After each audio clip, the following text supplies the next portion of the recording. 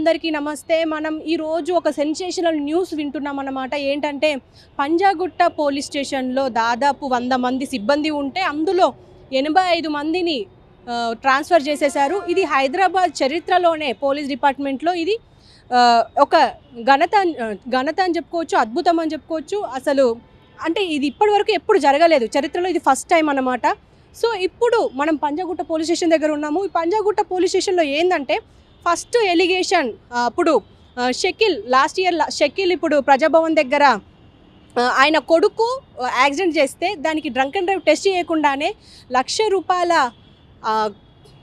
జరిమానా అంటే ఫైన్ తీసుకోకుండా లంచం తీసుకున్నారని చెప్పేసి ఒక అలిగేషన్ ఉంది. అప్పుడు అప్పటికి ఇన్స్పెక్టర్ని అరెస్ట్ చేశారు. ఇంకొక పోలీస్ ఆయన ఫరారీలో ఉన్నట్టు కూడా అప్పుడు మనం విన్నాము, ఆల్రెడీ మనం చూసాం న్యూస్లో.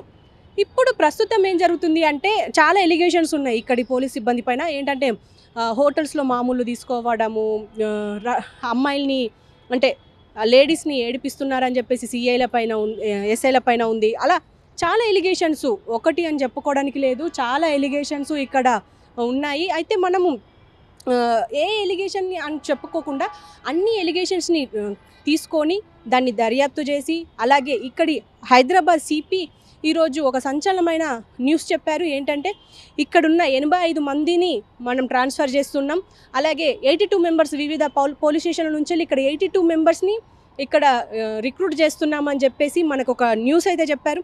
అయితే ప్రస్తుతం అంటే ఇప్పుడు ఒక షకీలే న్యూసా అంటే కాదు అని చెప్పొచ్చు. అంటే అన్ని ఎలిగేషన్స్ని తీసుకొని దాదాపు ఒక హైదరాబాద్ పోలీస్ డిపార్ట్మెంట్ చరిత్రలోనే ఇది మొట్టమొదటిసారి అని చెప్పుకోవచ్చు.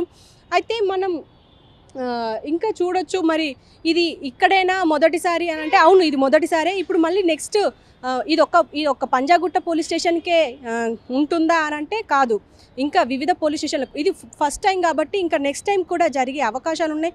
అలాగే ఏ పోలీస్ స్టేషన్లో ఇలాంటి తప్పులు నేరాలు చేయకుండా ఉండడానికి మనము చూస్తాము అని మనకు సింబాలిక్గా సిపి గారు మనకు చెప్పారని చెప్పుకోవచ్చు. ఎందుకు అంటే వీళ్ళు ఇక్కడ ఇన్ని ఎలిగేషన్స్ ఉన్నాయి కాబట్టి మొత్తం ఒకే పోలీస్ స్టేషన్లో ఉన్న సిబ్బందిని మొత్తం ఒకేసారి ట్రాన్స్ఫర్ చేయడం అనేది మనం ఇది చూడొచ్చు.